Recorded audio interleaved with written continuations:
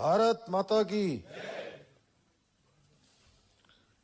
अटल निर्मल नगर पुरस्कार समारोह में अभी आप लोगों ने जिनको सुना, हमारे शहरी विकास मंत्री आदरणीय प्रेमचंद अग्रवाल जी, हमारे कृषि मंत्री आदरणीय गणेश जोशी जी, हमारे राजपुर क्षेत्र के लोकप्रिय विधायक हमारे वरिष्ठ नेता आदरणीय खजानदास जी, हमारे देहरादून शहर के मेयर श्री सुनील उनियाल गामा जी, हमारे अपर मुख्य सचिव श्री आनंद मर्दन जी, ऋषिकेश की मेयर अनीता ममगई जी, रुड़की के श्री गौरव गोयल जी, हरिद्वार की श्री अनीता शर्मा जी, एवं सामने हमारे बैठे हुए शहरी विकास सचिव अपर सचिव डायरेक्टर शोभाराम जी, हमारे जिला अध्यक्ष,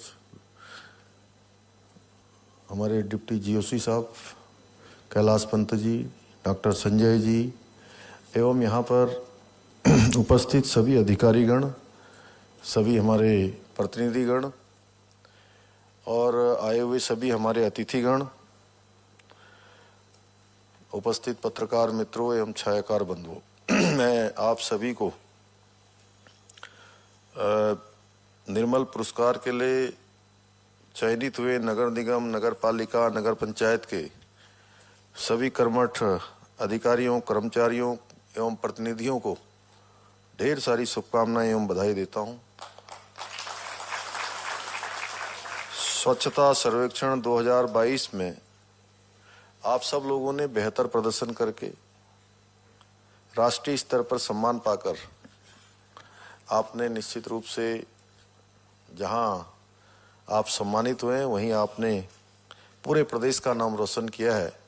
इसके लिए भी मैं आप सभी को बहुत बधाई देता हूं, बहुत शुभकामनाएं देता हूं। स्वच्छता सर्वेक्षण 2022 में बेहतर प्रदर्शन के आधार पर वर्ष 2022-23 के 9 निकायों का चयन होना निश्चित रूप से, जैसा कि अभी चौधरी दीपेंद्र जी बता रहे थे कि हमारे यहाँ 100 से भी कम नगर पंचायत, नगर निगम और नगर पालिकाएं हैं।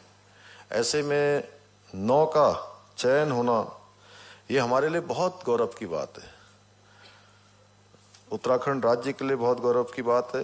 यह सम्मान हमारे सभी जो कर्मठ पर्यावरण मित्र हैं, मेहनती कर्मचारी हैं, अधिकारी हैं, हमारे प्रतिनिधि हैं और प्रदेश की जो हमारी जागरूक महान जनता है उसकी ही देन है।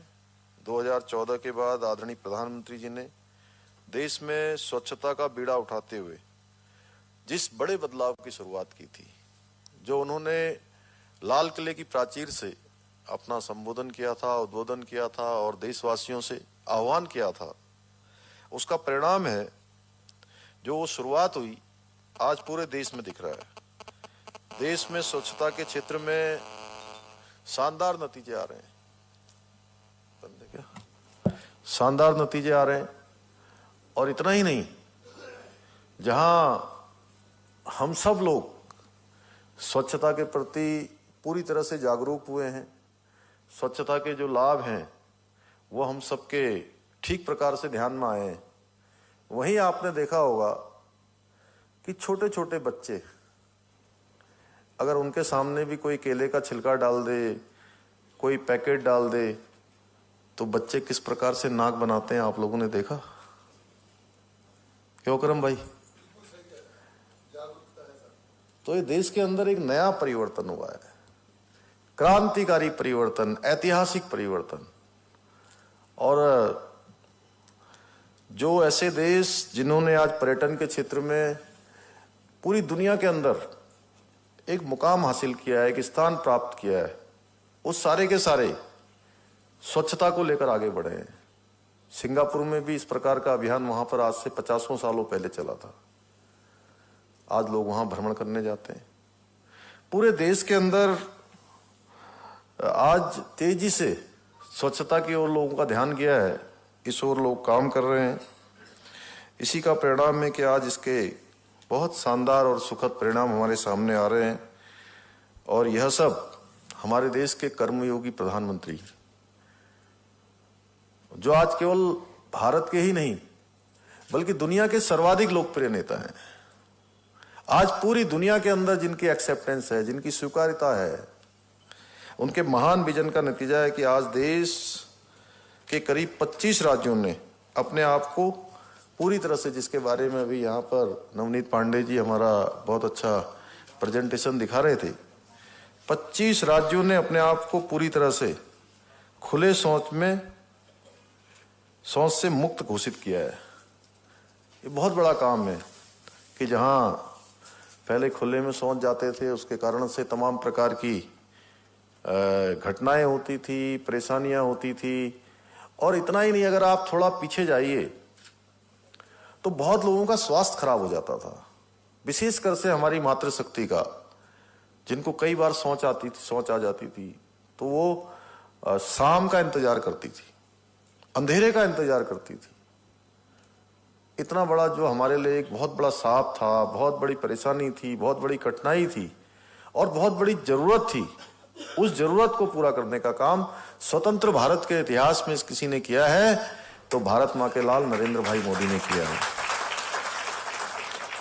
आप स्वयं देख रहे हैं किस तरह से प्रधानमंत्री जी के आह्वान पर स्वच्छता को लेकर लोगों के व्यवहार में बड़ा परिवर्तन आया है और उसके सकारात्मक परिणाम आज पूरी दुनिया के सामने है, पूरी दुनिया देख रही है।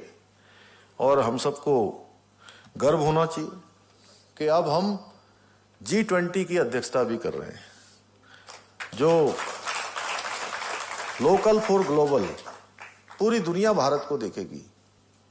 हम सबके लिए गौरव की बात है कि भारत का छोटे से छोटा उत्पाद, भारत की संस्कृति, भारत का रहन सहन, भारत की अच्छे काम समूची दुनिया के अंदर जानने वाले हैं। इसका पूरी तरह से मैं कहूंगा कि प्रधानमंत्री जी के नेतृत्व में यह दिन हमको देखने को मिल रहा है। आज प्रधानमंत्री जी ने स्वच्छता के प्रहरी बनकर और सड़क पर झाड़ू लगाने के साथ ही भ्रमण के दौरान सड़क पर कूड़ा एकत्र करने से उन्होंने कोई संकोच नहीं किया। स्वयं हम सबके सामने एक रास्ता देने का काम किया, एक रास्ता दिखाने का काम किया कि स्वयं उन्होंने कहीं कूड़ा भी एकत्र किया, वहीं झाड़ू भी लिया।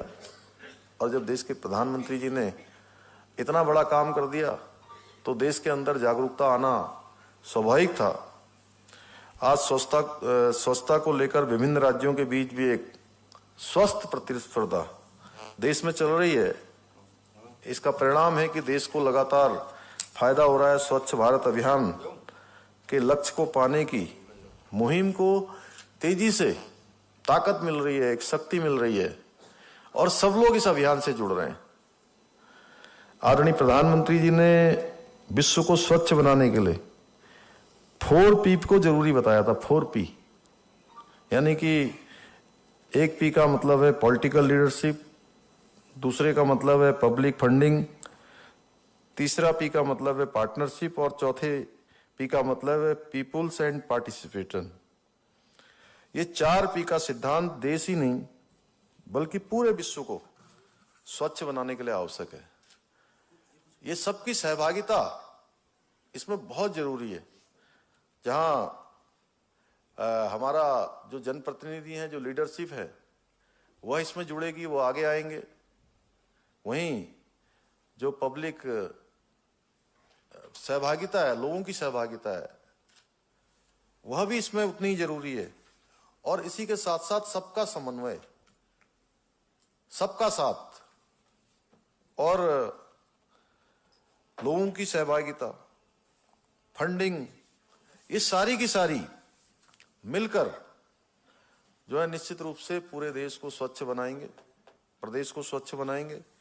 भाइयों बहनों, महात्मा गांधी जी ने कहा था कि स्वतंत्रता और स्वच्छता में से अगर दोनों में से किसी एक को चुनना हो तो उन्होंने कहा कि मैं पहले स्वच्छता को प्राथमिकता दूंगा। हमें महात्मा गांधी जी के सपनों को साकार करने के लिए गंदगी की चुनौती को निश्चित रूप से अपने आसपास से खत्म करना होगा, क्योंकि स्वच्छ भारत ही स्वस्थ और उत्पादक भारत की नींव रख सकता है। और आज पूरी दुनिया में भारत सशक्त भारत के रूप में, समर्थ भारत के रूप में, शक्तिशाली भारत के रूप में और नेतृत्व करने वाले भारत के रूप में जाना और पहचाना जाने लगा है।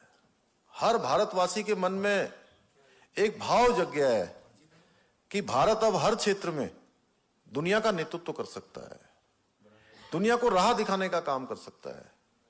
आज कोई फील्ड ऐसा बचा नहीं है। अगर हम किसी भी फील्ड की बात करें तो हर फील्ड में आज भारत दुनिया को राह दिखाने वाला भारत बन रहा है। माननीय प्रधानमंत्री जी ने लाल किले की प्राचीर से जिस स्वच्छता अभियान की बात कही थी, वह स्वच्छता अभियान अब केवल छोटा अभियान नहीं रहा, बल्कि आज दुनिया का वो सबसे बड़ा अभियान और सबसे बड़ा आंदोलन बन गया है। 2014 से पहले जो ग्रामीण स्वच्छता का दायरा था वो 38% था, जो अब 94% हो गया है। भारत में खुले शौच से मुक्त गांवों की संख्या 5 लाख से ज्यादा है। देश भर में जितने शौचालयों का निर्माण हुआ है उसमें से 90% से अधिक शौचालयों का प्रयोग भी हो रहा है। केवल निर्माण ही नहीं हो रहा है, लोगों की जागरूकता जो स्वच्छता के प्रति बढ़ी है उसके कारण से उन शौचालयों का प्रयोग भी हो रहा है। संयुक्त राष्ट्र ने स्वच्छता से जुड़े कई लक्ष्यों को पूरा करने की तारीख 2030 तक रखी थी, लेकिन माननीय प्रधानमंत्री मोदी जी के नेतृत्व ने इस लक्ष्य को हमने समय से पूरा करने का आह्वान लिया है। समय से पहले ही उस लक्ष्य को पूर्ण करने का जो लक्ष्य रखा है उसके कारण से हम इसको पूरा करने जा रहे हैं। भाइयों बहनों, आप सभी स्वच्छाग्रही हमारे प्रदेश व देश को स्वच्छ रखने का आधार है। आप सबके कारण से, आप सब लोगों ने जो प्रयास किया है, आप सब लोगों ने जो परिश्रम किया है, आप सब लोगों ने जो लगन से काम किया है, उसके कारण ही हम आज जो हमारा प्राकृतिक सौंदर्य है उससे परिपूर्ण वातावरण का लाभ प्राप्त कर रहे हैं। और मैं तो चाहूँगा कि जिन्होंने आज पुरस्कार प्राप्त किया है वह तो अपने इस पुरस्कार को अगले वर्षों के लिए भी जो है वहीं पर उसको बना के रखें। और वैसे सबने काम किया होगा, ऐसा नहीं है, स्वच्छता का अभियान सब जगह चल रहा है, लेकिन आप लोगों ने बहुत अच्छा किया इसलिए आप लोगों को पुरस्कार मिला। मैं चाहूंगा कि हमारे यहाँ की जितनी पालिकाएं हैं, जितने निकाय हैं, वह सब भी इस अभियान में जुड़े और इसको अपने नगर निगम का, नगर पालिका का, नगर पंचायत का अभियान मानकर इसको आगे बढ़ाने का काम करेंगे तो निश्चित रूप से स्वच्छता जहां भी होगी वहां हर प्रकार का काम होगा, वहां सबका ध्यान भी जाएगा। और वैसे भी चूंकि इसकी महत्ता और बढ़ने वाली है, इस वर्ष की हमारी 4 धाम यात्रा हुई है। 4 धाम यात्रा में 50 लाख का हमारा आंकड़ा जो है इस बार लगभग पहुंचा है। कांवड़ यात्रा भी हमारी बड़ी हुई है। तो हमारे सामने चुनौती है कि जिस प्रकार से आज सड़कों का निर्माण हो रहा है, जिस प्रकार से हवाई कनेक्टिविटी बढ़ी है, रेल कनेक्टिविटी बढ़ी है, आने वाले समय में हमारे यहाँ आने वाले सैलानी, पर्यटक, श्रद्धालु, तीर्थयात्री बड़ी संख्या में आने वाले हैं। और ये हमारे लिए बड़ा सौभाग्य की बात है, क्योंकि माननीय प्रधानमंत्री मोदी जी ने कहा है, उन्होंने पिछले साल 5 नवंबर को बाबा केदार की भूमि से कहा था कि आने 21वीं सदी का तीसरा दशक उत्तराखंड का दशक होगा। और उन्होंने, उनके मुंह से शब्द निकले और हम उस दिशा में आगे बढ़ रहे हैं, हर क्षेत्र में आगे बढ़ रहे हैं। अभी आनंद वर्धन जी बैठे हैं, प्रेमचंद अग्रवाल जी बैठे हैं, वित्त मंत्री हैं। इस पिछले वर्षों की तुलना में हमने जीएसटी कलेक्शन भी हमारा ज्यादा हो रहा है, हम उस दिशा में भी आगे बढ़ रहे हैं। हमारे निकाय मजबूत हों, इसके लिए भी हम लोग काम कर रहे हैं। वहाँ की अच्छी व्यवस्थाएं हैं, टूटी फूटी सड़कें हैं, कई प्रकार की समस्याएं हैं, उन समस्याओं को भी व्यवस्थित तरीके से कैसे हम जो है उसको ठीक करें, धीरे धीरे कैसे हम वहाँ की जो व्यवस्था है, अर्थव्यवस्था है, उसको कैसे सुनिश्चित करें, कैसे उसको ठीक काम से लगाएं। क्योंकि प्रदेश का सुनियोजित विकास होना चाहिए। और निकाय क्या है कि निकाय हमारे मैं कहूंगा कि निकाय हमारे प्रदेश के दर्पण हैं, चेहरे हैं। इसलिए जहां आज आप सबको पुरस्कार मिला है, उसके लिए तो मैं आप सबको बहुत शुभकामनाएं देता हूं, बधाई देता हूं। लेकिन हमको सभी लोगों को अपने अपने निकाय में हम कैसे और अच्छा काम कर सकते हैं। विभाग ने 2025 की रूपरेखा तैयार की है कि 2025 में विभाग ये कामों को करेगा। क्या हम अपने स्थानीय स्तर पर भी कैसे कर सकते हैं? जैसे यहां पर अभी प्रेजेंटेशन दिखा रहे थे कि शिवालिक नगर ने, नथवावाला ने, जोशीमठ ने, अनेकों स्थानों में बहुत अच्छा काम हुआ है, सभी ने अच्छा काम किया है। उसी प्रकार के काम क्या हम अपने स्तर पर भी कर सकते हैं? ये जरूर हम सब लोगों को सोचना चाहिए, विचार करना चाहिए। और आप सब विचार करेंगे तो बिल्कुल ऐसा नहीं है कि आप कुछ न कुछ प्राप्त जरूर करेंगे, कुछ न कुछ प्रयासों से जरूर निकलेगा। जैसे कहते हैं मंथन होता है, मंथन के बाद है, पुराने समय में मंथन के बाद क्या निकलता था शोभाराम जी? अमृत निकलता था। तो आप लोगों के मंथन से भी इसी प्रकार का अमृत निकलेगा और जो हमारे दर्पण हैं, जो निकाय हमारे, वो चमकेंगे। और जब हमारे प्रदेश में कोई आएगा तो सबसे पहले वो दर्पण में ही देखेगा और दर्पण देखकर ही उसको पता लग जाएगा कि उत्तराखंड राज्य कैसा है। और हमको देखिए, भगवान के द्वारा, प्रकृति के द्वारा प्रदत्त हमारे पास सारी चीजें हैं। अच्छा वायुमंडल है, अच्छा पर्यावरण है, लगातार प्रभाववान हमारे यहाँ पर नदियां हैं जो 12 महीने चलती हैं। हमारी पर्वत श्रृंखलाएं हैं, पर्वतों से आच्छादित हैं, देवों से आच्छादित हैं। देव हैं जहां देखिए, जिस तरफ देखिए, इधर देखिए केदारखंड, उधर देखिए मानसखंड, इधर देखिए हमारे अध्यात्म की भूमि, योग की भूमि, संस्कृति की भूमि, हर प्रकार का जो सौंदर्य है वो हमारे राज्य में है। हमको प्रकृति ने इतनी सारी चीजें दी। हम अब विशेष क्षेत्रों में हम काम कर रहे हैं अलग अलग तरह से। पिछले दिनों हमने कृषि से जुड़े हुए, इसी सभागार के अंदर कृषि से जुड़े हुए लोग, उद्यान से जुड़े हुए, इंडस्ट्री के क्षेत्र के लोग, डेयरी के क्षेत्र में जुड़े हुए, देश के बड़े बड़े जो उद्योग समूह के लोग हैं, उनके साथ यहीं पर संवाद किया था। 150-200 की संख्या आई थी उनकी, और सबने हमारे राज्य में अपना निवेश करने का मन बनाया है। एक माहौल, एक एटमॉस्फेयर पूरे देश के अंदर बन रहा है। लोग उत्तराखंड में आना चाहते हैं, काम करना चाहते हैं। और हमारी सरकार ने भी और हमने भी यह लक्ष्य लिया है कि 2025-2030 हम हिंदुस्तान के श्रेष्ठ राज्यों में शामिल होंगे। और ये कोई इतना नहीं है, मैं बार बार कहता हूं कि मंच पर बैठे हुए लोग हैं, ये केवल इन्हीं का लक्ष्य नहीं है। ये लक्ष्य हमारे, ये जो यात्रा है, ये यात्रा सामूहिक यात्रा है। पूरे उत्तराखंड के 1,25,00,000 भाई बहनों की यात्रा है। उसमें हर एक व्यक्ति का योगदान है, हर एक व्यक्ति का सहयोग चाहिए, उसमें सभी का समर्थन चाहिए, सभी का आशीर्वाद चाहिए। और सबके आशीर्वाद से, सबके समर्थन से हम निश्चित रूप से अपने लक्ष्य को प्राप्त करेंगे। मुझे पूरा विश्वास है कि हमारे निकाय के प्रतिनिधि, निकाय के हमारे अधिकारीगण, कर्मचारीगण, हमारे पर्यावरण मित्र, सब लोग मिलकर सबसे पहले तो दर्पण को जो है चमकाने का काम करेंगे। उसके बाद जो हमारा रोड मैप है, उस रोड मैप पर अपना योगदान देने का काम करेंगे। मैं आप सबको बहुत शुभकामनाएं देता हूं। और इन सभी को देखते हुए पिछले दिनों हम लोगों ने जो हमारे पर्यावरण मित्र थे, उनका मानदेय भी बढ़ाने का निर्णय लिया था। मुझे पूरा विश्वास है कि आप सभी अपने कर्तव्यों को इसी प्रकार से पूरे मनोयोग से आगे बढ़ाएंगे, काम करेंगे। स्वच्छता के क्षेत्र में भी हम अग्रणी राज्य के रूप में जाने जाएं, उसमें अपना सहयोग प्रदान करेंगे। और आज चूंकि